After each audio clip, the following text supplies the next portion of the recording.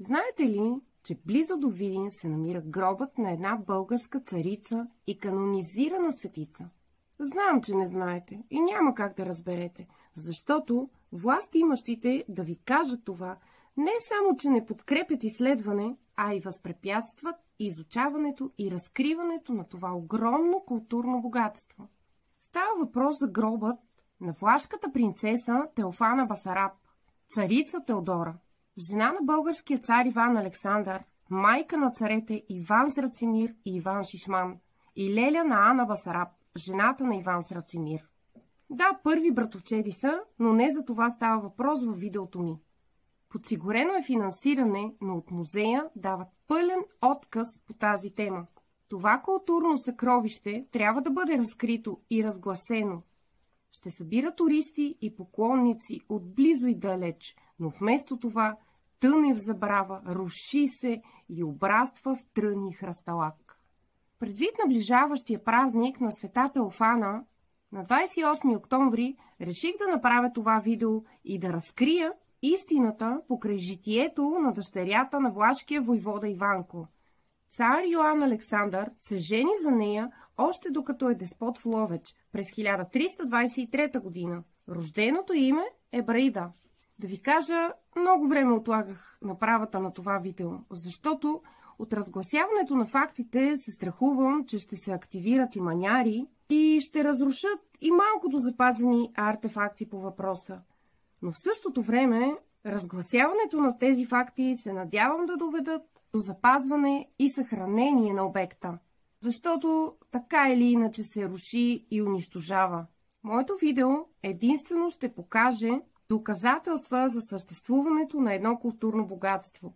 Няма какво да бъде разграбено, хора. Мястото отдавна е изследвано. Единственото, което целим, е да се докаже чрез научни факти и изследвания, че точно тук е погребана една българска царица и майка на български монарси, престолонаследници.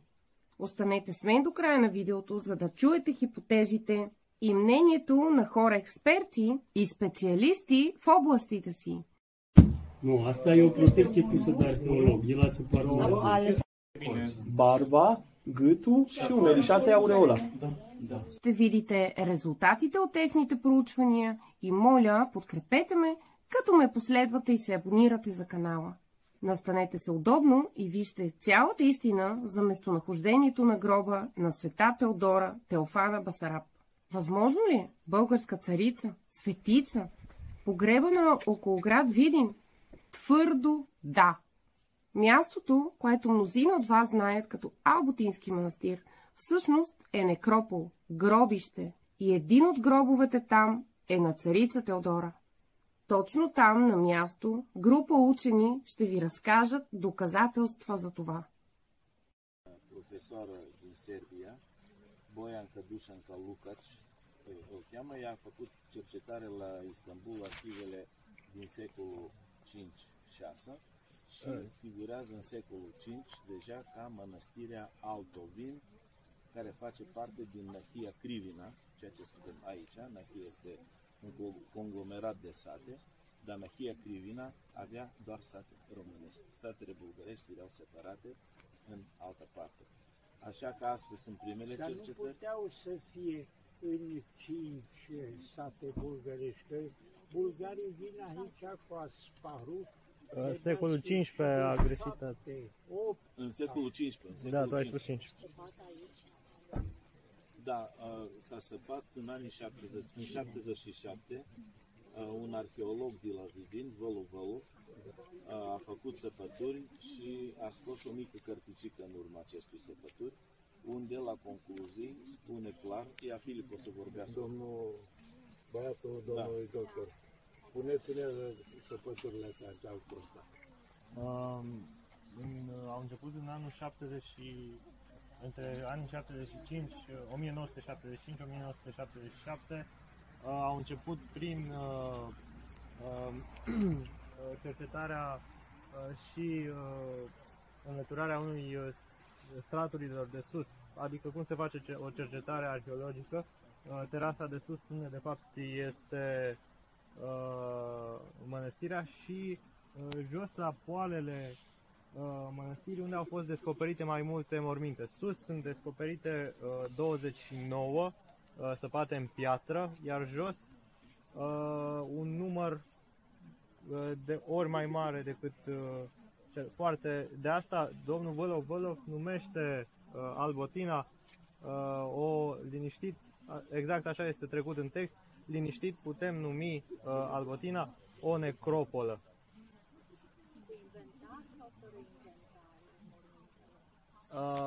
Ele erau deja prăduite.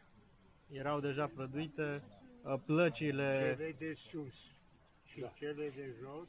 Cele de jos, dumnealui știți ce a făcut? A săpat doar un canal în forma de T, ca să cuprindă cât mai mult. Și a descoperit cât 7 sau 8 morminte. 7 le descrie el în carte, dintre care era un caz aparte în care... După care a murit. N-a dus la cap.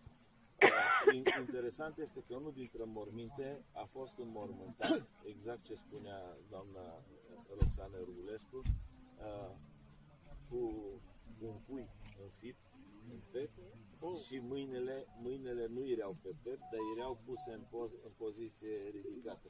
Ceea ce presupunea el că ar fi fost un obicei pentru strigoi, pentru nu știu ce. Și pe asta o lega cu faptul că a fost mai recent a fost înmormântare. La câmpul Mușteri este o chestiune extraordinară. Biserica Sfântul Gheorghe, investigată mai mult de doamna arhitect Poșa decât de arheologi, care au început să facă acolo ceva, au săpat așa 3 lopeți și o casma și au plecat.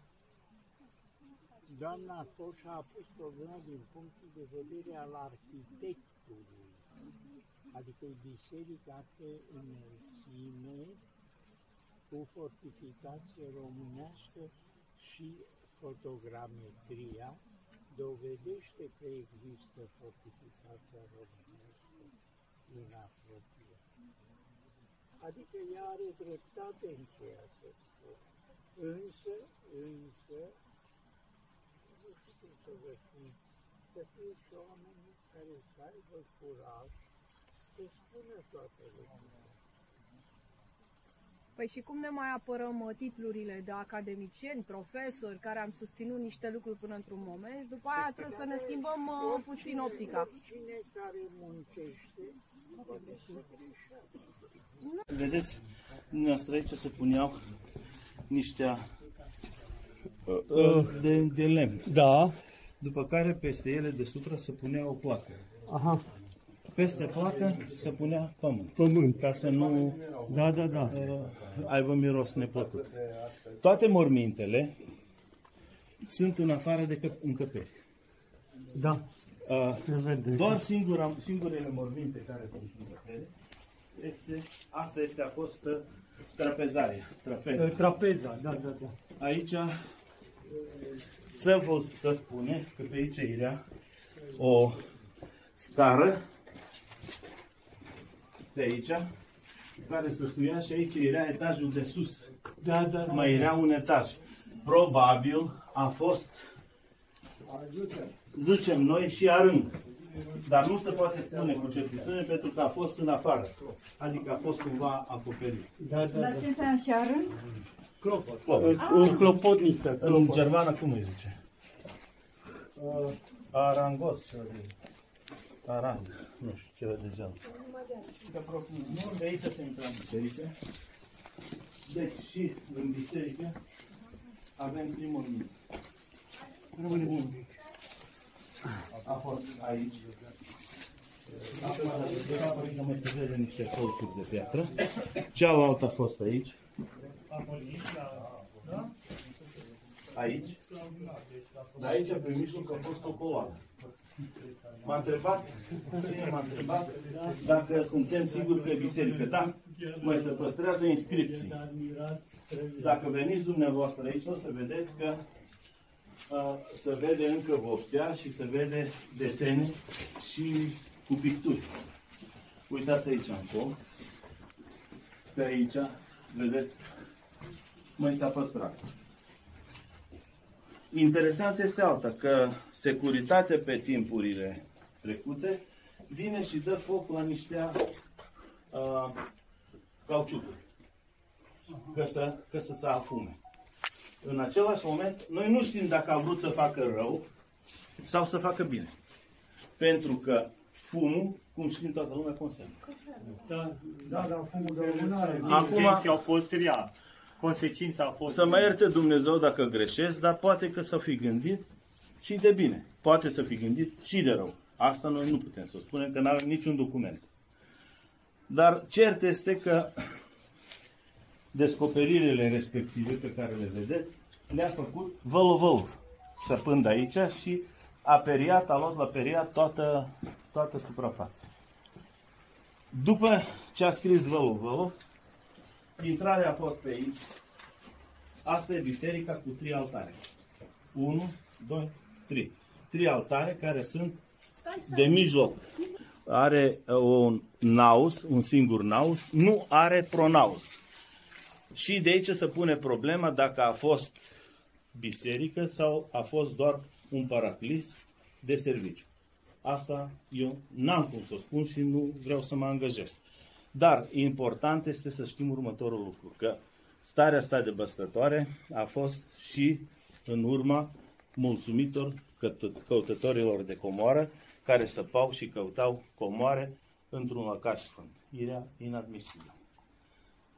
Cel mai important lucru pentru noi este că Vălov de prima dată face o schiță acestui obiect și care schiță sunt denumite mormântul numărul 28, parcă era, sau 23, ăsta era de 15, dar cel de acolo este mormântul numărul 16.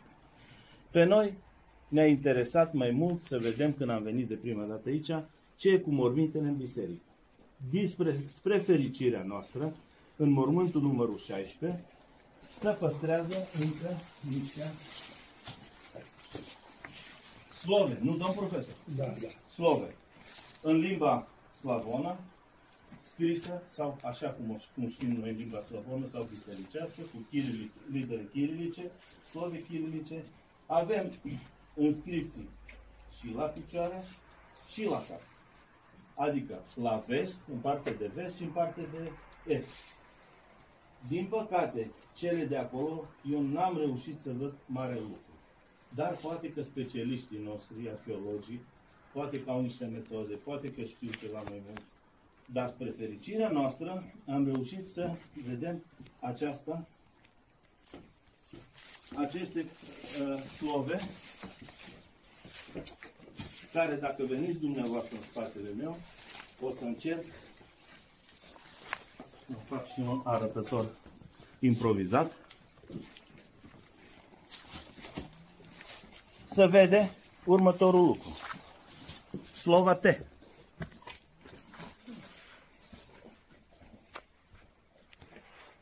Vedeți. O. Dar vorbim despre, cum a zis domn profesor, delta. Teta. Deci O la grecesc, așa. Cum este W. Omega. Nu, omega e așa. Așa, dar teta este invers. Așa, da. Teta e ca un O tăiat. O tăiat în mijloc. Nu. Asta este așa. Asta e O. Deci, știți cum să zice? Omega mic. Omega mic. Asta e O. Omega. Da. Omega mic. Înseamnă că asta e. Noi am greșit atunci. Așa. Păi e și T. Teta. T în față. Așa, păi da. Da.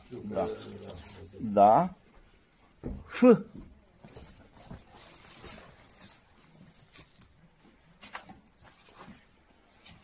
B.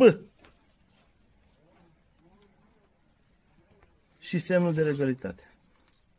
S. R. E. Da. Asta este părerea noastră. Vi-l putem demonstra mai bine pentru că am făcut niște fotografii cu lumina care pică din mai multe. Da? Și la suprapunerea lor apare umbra mai clar și mai bine. Aici avem la fel inscripții, de aici Dumnezeu meu martire, n-am putut să-mi dau seama despre nimic. Important este că toată această și tot acest mormânt a fost sprijinit pe 2 pani. Asta arată clar că e mormânt. Da. S-a pus placa peste el. După care s-a pus placa până în dreptul acestui zbor. Așa. Și pe deasupra s-a pus pământ. Ca să acopere procesele de descompunere.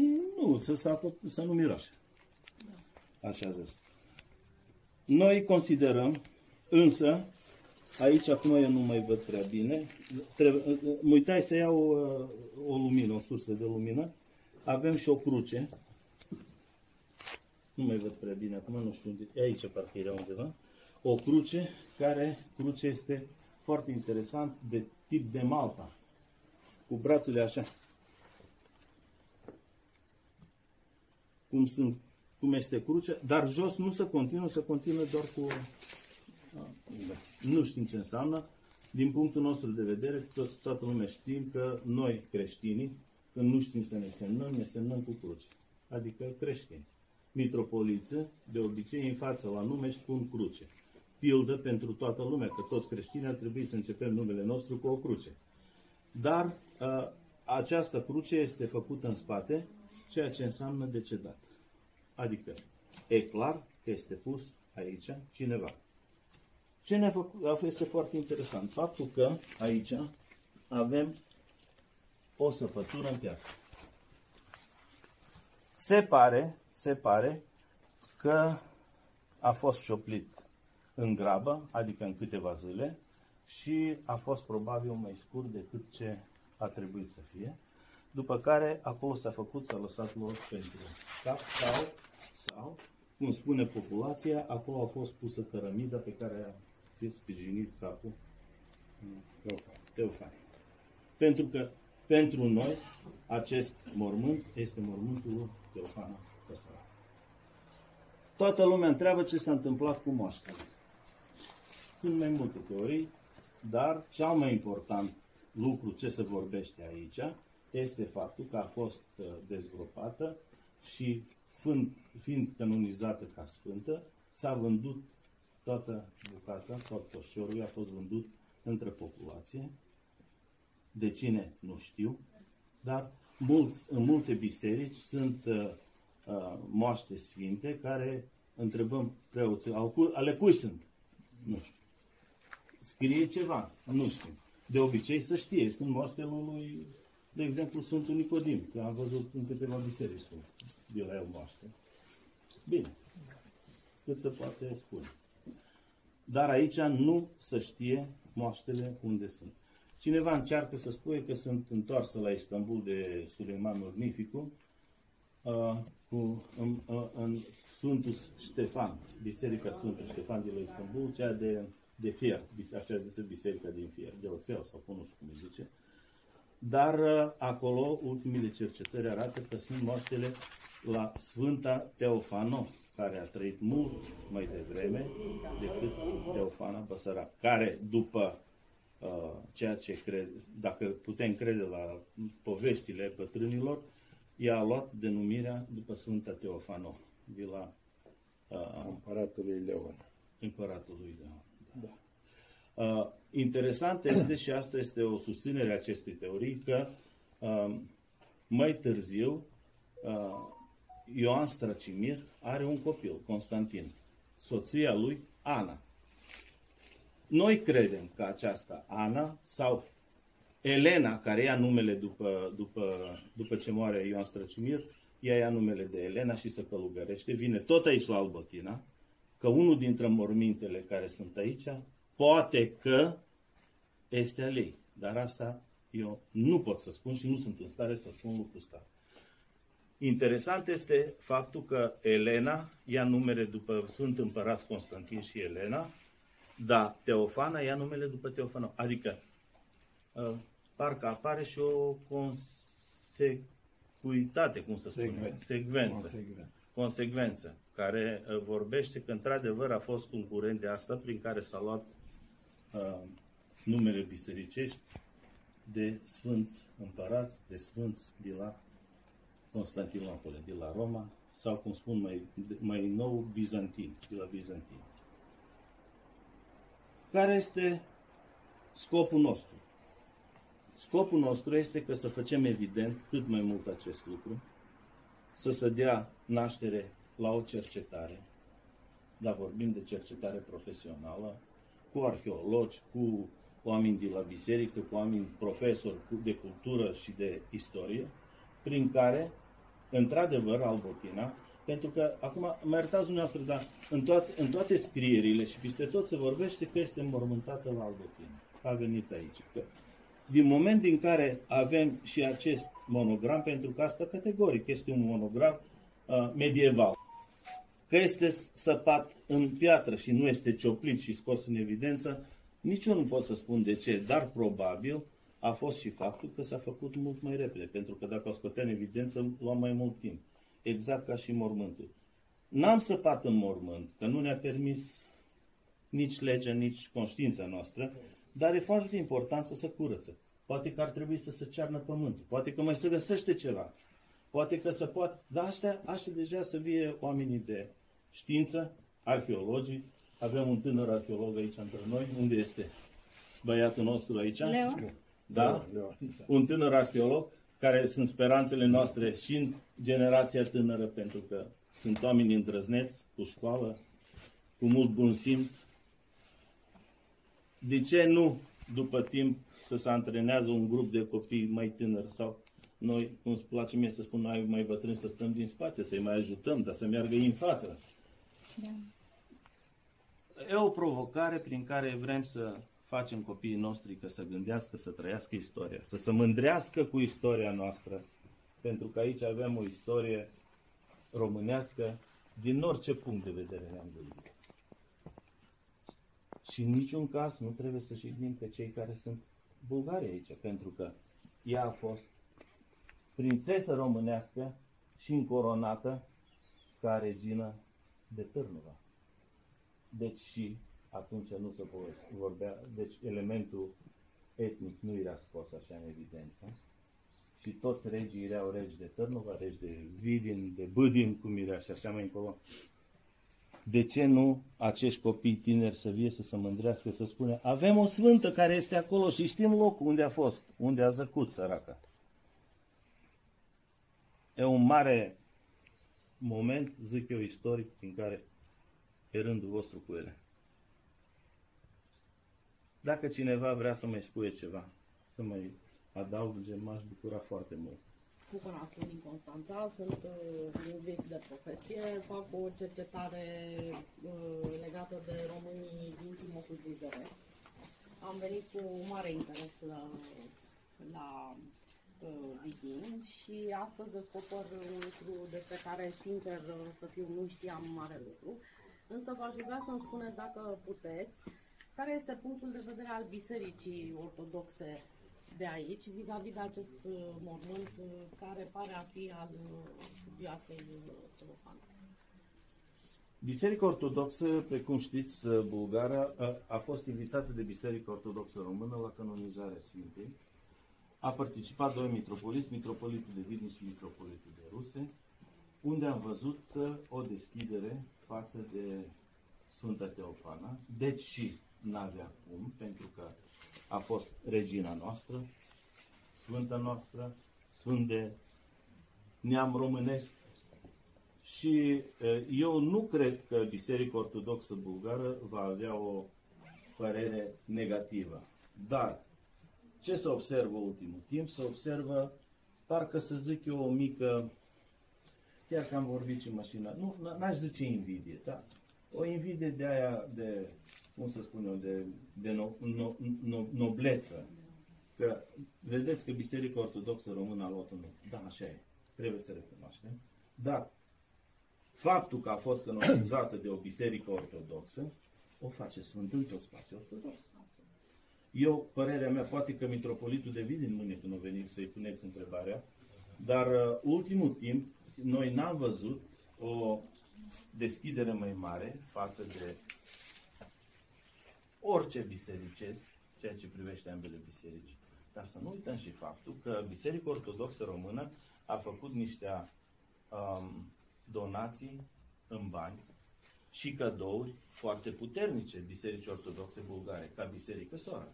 De exemplu, numai acum 2 luni, în luna mai, la Veliko Târnovo, s-a trimis de la Mitropolia din Iași și la Preasfinția sa Teofan moaștere Sfântului Paraschier. Adică, nu moaștere, dar, cum îi spune? Veșmintele. Vadul Diului este trecerea peste Dunăre între Calafat și Vidin. Românii ziceau Vadul Diului în istorie. Este cea mai frumoasă cale între partea de nord de Dunăre și partea de sud de Dunăre. În contextul acesta se pune și întrebarea: cât a reprezentat Dunărea în istoria omenirii din cele 2 laturi ale ei, ale Dunării? Și deci, de ce este atât de importantă? Istoricii, geografii români, dintre cei mai mari, au hotărât foarte clar că Dunărea este o axă etnică, adică ea este cea care străbate toată romanitatea orientală. Tot ce este spre nord este o romanitate care s-a păstrat și, bineînțeles, cu timpul a adăugat straturile sau straturile etnice rezultate prin migrația anumitor populații venite din alte părți ale Eurasiei, să zicem, fie dinspre nord, fie dinspre răsărit. Acest vad al Vidinului intră, cum să zic eu, într-o dinamică istorică nemaipomenită exact pe timpul Teodorei Basarab. Pentru că prin urmașul ei, prin Rațimir, în anul 1369 s-a făcut un privilegiu. Așa că noi am scris o carte întreagă despre Vadul Diului. E și frumos așa ca nume, dar care importanța este colosală. Mai mult decât atâta, înrudirile dintre domnii din țara românească, care, dacă o puneți geografic, să vedeți că este în centrul Vlahiilor, așa se numește. Așa că Vlahii e termenul, numele prin care popoarele străine desemnau pe români. Vlah înseamnă vorbitor de limbă romanică, latină. Așa, pentru că italienii sunt cei dintâi care erau numiți cu numele acestea și prin latinitatea care era aici, romanitatea aceasta, deci s-a extins termenul pentru acest popor. Și aici este o zonă romanică foarte importantă. Nu contează granițele de astăzi, care sunt granițe moderne. Există, cum să zic eu, o dinamică în mișcarea popoarelor.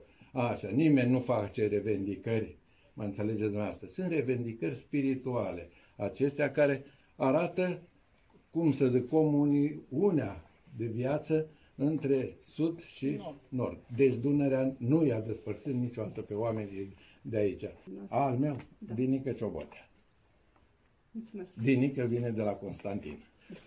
Mulțumim, Românii îi ziceau Constantinică. Că Teofana este un simbol al acestei istorii foarte dense de oameni, așa, de români și de bulgari, așa, care au trăit aici și au făcut istorie. Colegii vă dau dreptate pentru că cred că ar trebui întâlnite așa mai multe domenii. În ideea că arheologia ar trebui să se întâlnească puțin și cu teologia, eu nu cred că e vorba în primul rând de 3 altare aici și o să vă spun de ce. Mă ajută, cred că și doamna Cușa. În primul rând se vede o simetrie arhitecturală. Dumneavoastră ați pus o coloană acolo, arcul acela vine și se unește cu o altă coloană aici. În al doilea rând, nicăieri nu se găsesc morminte în altar. Asta este exclus, pentru că altarele bisericilor creștine se construiesc pe mormintele mucenicilor, acolo unde s-au descoperit moaște, sau Sfânta Liturghie, cum bine știm, nu se poate oficia decât în momentul în care există acea bucată de pânză, cum o vedem noi din afară, într-un buzunărel pe spate, acea bucată de pânză numită antimis, are moaște de la un sfânt. În al doilea rând, dacă ne uităm aici, e o zonă pe unde nu se trecea, spre deosebire de acolo și spre deosebire de aici. În zona asta eu bănuiesc că era Sfânta Masă, așa cum se întâmplă, de exemplu, domnul profesor la Severin, o știți foarte bine, în cetatea medievală a Severinului, Sfânta Masă, în cazul ăsta, era lipită de spatele absidei.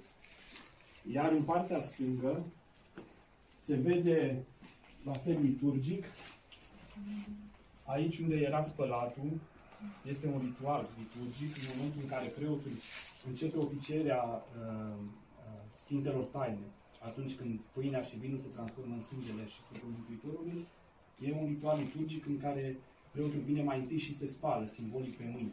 Și în bisericile de astăzi, la fel, există în partea stângă un loc unde se spală preotul. Nu o să găsiți acest element liturgic în partea dreaptă, tot timpul în partea stângă. Și de asemenea, aici era masa unde se pregătește Sfânta Euharistie. Și apoi se duce pe masa din altar.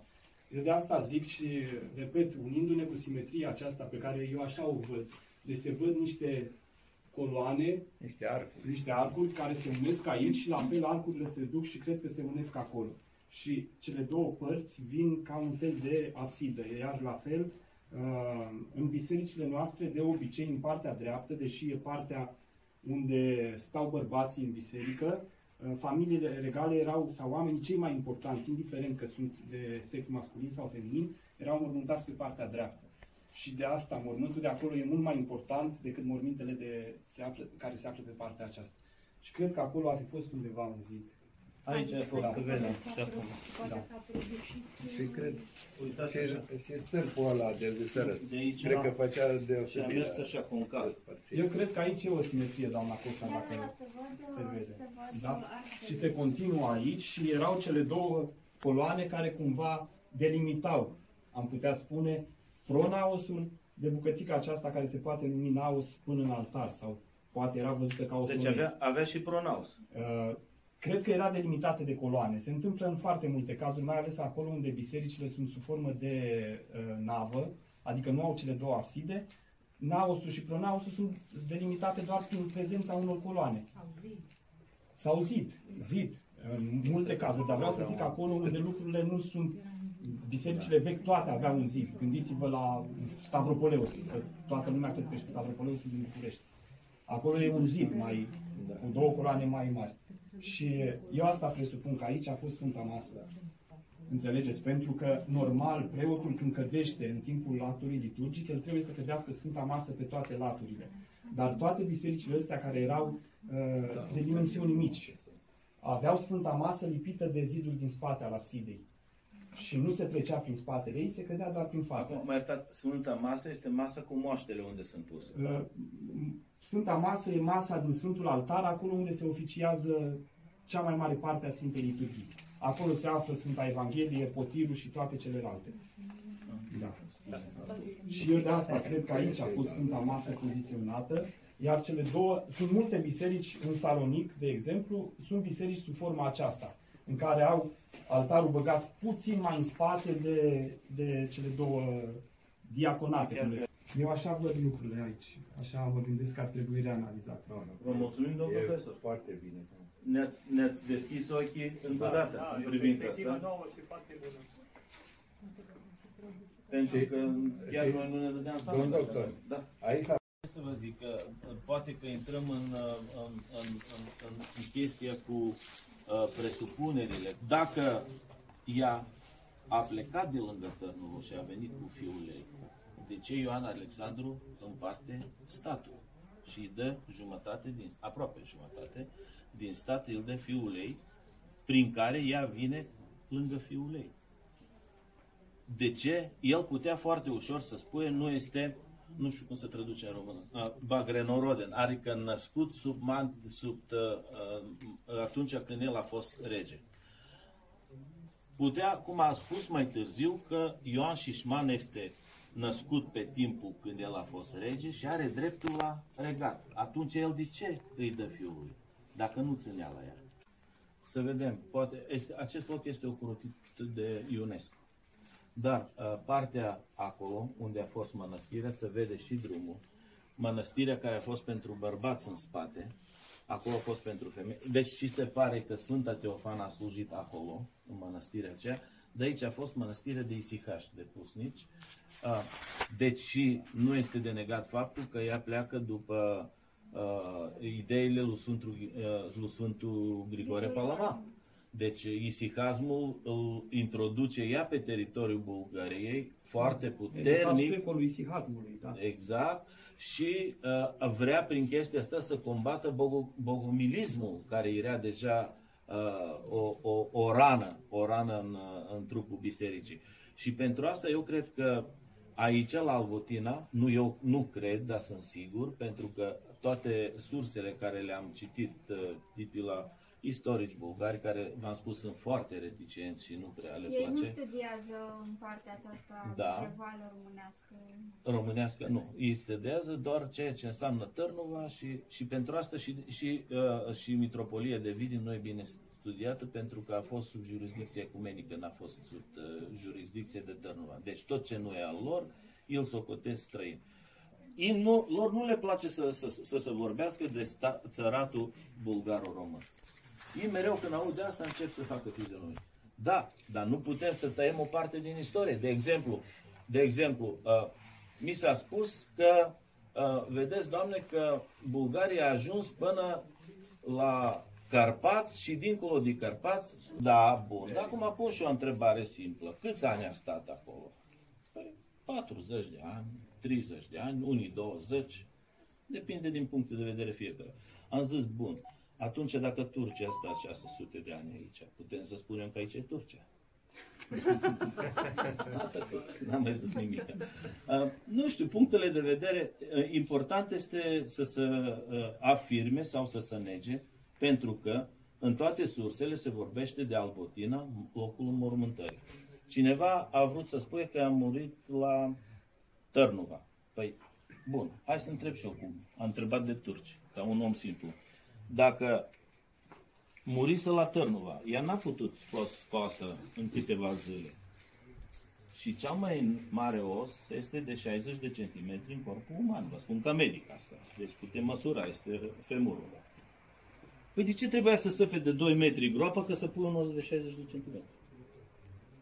De ce săpau romanii osuarele care le făceau tam atâta cât în cap acolo? Dar noi trebuia să săpăm, să ciuplim, uitați. Deci, cert este că, cum a spus și domnul profesor, că în acest loc este un om important. Și vă mulțumesc din suflet, domnul profesor, dar asta e adevărul. Acum, pentru mine, noi suntem convinși că e mormântul lui Teofana. Cum am fost convinși că este sfântă, pentru că așa ni s-a spus. Ai bătrânei noștri, așa spuneau. Și mai spunea următorul. Cel gropat în piatră este de, să zicem, de viță nobilă, bine îi ziceau os domnesc sau de boier, dar cel înmormântat în pământ este omul de rău. Acum, Dumnezeu și Sfântă să ne ajute să dovedim adevărul.